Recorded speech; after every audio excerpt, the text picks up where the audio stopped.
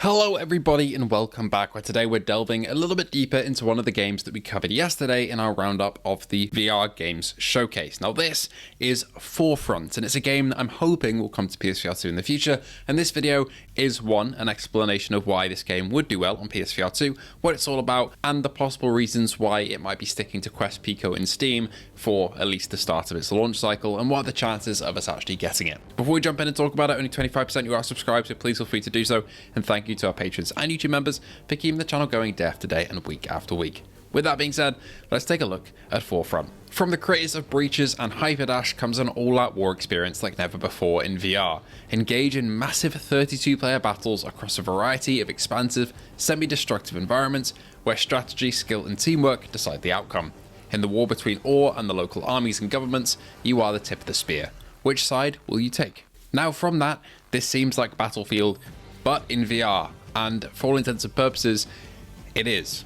I made a slight mistake in yesterday's video saying that the game didn't have any destruction, but it does have a bit of destructibility to it. So pretty much everything that we love about Battlefield is here. From the trailer we can see on screen right now, there are tons of vehicles, weapons, and classes which will break down. As for classes, it seems like we've got a sniper class, an assault, a support, maybe a medic. This is kind of following the lines of other VR games like Pavlov's Push and D-Day, where you can kind of choose your loadout and what kit you want to take with you and support the team that way. But more importantly, it's taking clear inspiration from Battlefield and games that have evolved from Battlefield with the classic class system. It's in a modern military setting. We can see some 416s in the trailer, some modern APCs and tanks and helicopters. The vehicles look a little bit more out there, but the weapons do look quite realistic, which is a little bit away from the Breaches style, which was more futuristic and stylized in that way. We seem to be on the front lines of modern action here. As for those vehicles, we can see APCs, different tanks, helicopters, jet skis, boats, the lot basically. If I had to translate one Battlefield game to compare this to into VR, it would be Battlefield 4 or 3, because it just seems like that formula brought into virtual reality. As for maps, there are a ton we can see here, some set in the desert, one which started the trailer off and looked a lot like Caspian Border, and then one which kind of rounds the trailer off, which is the Wake Island type of map.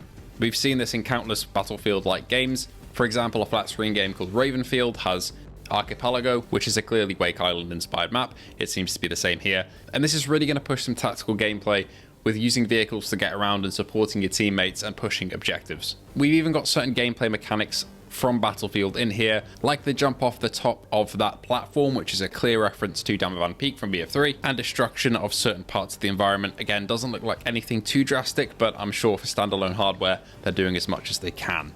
Now, with that being said, yes, standalone and Steam VR only, and there's two reasons for that, I would say. The first being that this game is launching into early access. As much as I love to see it on PSVR immediately, PlayStation just doesn't have an early access scheme like other platforms do. You can't really support early access games. Games just kind of come out and there they are. PlayStation does do betas, but they're usually a free sort of thing where you trial the game for, say, a week or 2 weeks. For example, Battlefield does this all the time. It's a bit more of a trial period just to kind of get some engagement rather than real early access where they iterate on the game over a long amount of time. For a game like Forefront here, it's probably going to be in early access for a bit and is aiming to go into early access sometime later this year. Playtests are beginning this summer, so I'm assuming in fall we'll get proper early access, open doors for everybody on other platforms. That's one reason. Some games have managed to get around the early access, in quotations, label, like Phasmophobia. It's still technically an early access game, I think, but it's just on the store there. They could do something like that, I guess. But then the second reason comes into play, and that is that the Breaches devs have talked about trying to get Breaches onto PSVR in the past, and how difficult it was in terms of Sony QA and jumping through some hoops. I think we've seen the same with Combat Waffle's Ghost of Tabor as well. There have been some issues getting that over on PSVR2, and I'd imagine it'd be the same for Forefront. Now that they kind of know the ropes of getting a game onto the platform though, hopefully that makes it a bit easier for Forefront. They have said they're not ruling anything out for the future, so if I had to guess, this game will most likely be coming probably 2026 whenever the full release of the game comes out. I would see us following suit a while after that. If you are on Quest, Pico or Steam VR, do give their Discord a look up on Google, see if you can find it and get in there, because they will be doing playtests again in summer for this if you want to get in there early. Honestly, I'm very tempted to go pick up a Quest just for this game, or I may just stick it out on Steam VR, we'll see. But hopefully we'll see it on PSVR 2. Through all of this though, I've got to say, I'm really excited for this game. Triangle Factory know how to put out a polished product. Breaches, love it or hate it, is a polished game. It works fantastically well, it's competitively viable too, and it seems like Forefront is looking to be a competitive shooter.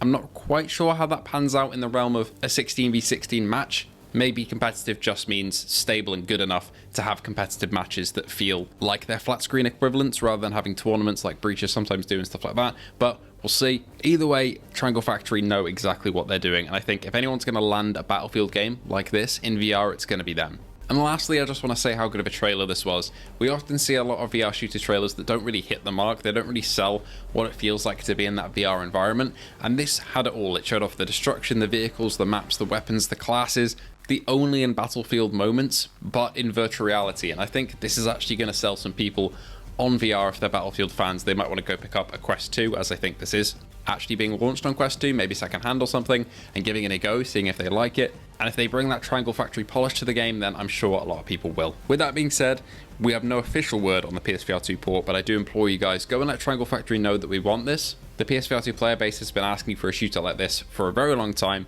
I remember the D-Day enhanced playtests were full of people eager for that Battlefield experience, so hopefully this captures that well. Of course, be respectful though, don't go and harass them. Not that any of you would anyway, but that's a given. And thank you so much for joining me today to talk about this game. It does look utterly fantastic, and I cannot wait to get my hands on it one way or another. Thank you all so much for watching, and I'll see you all in the next one.